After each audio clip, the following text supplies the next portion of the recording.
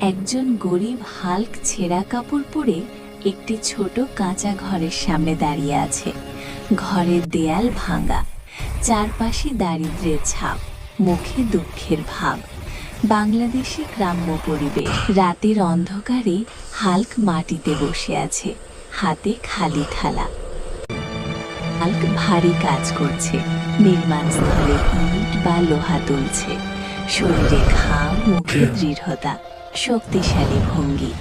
Hulk পরিষ্কার কাপড় পরে শহরের রাস্তায় দাঁড়িয়ে আছে। পেছনে উঁচু বিল্ডিং, আত্মবিশ্বাসী চেহারা, নতুন জীবনের শুরু, সিনেম্যাটিক স্টাইল।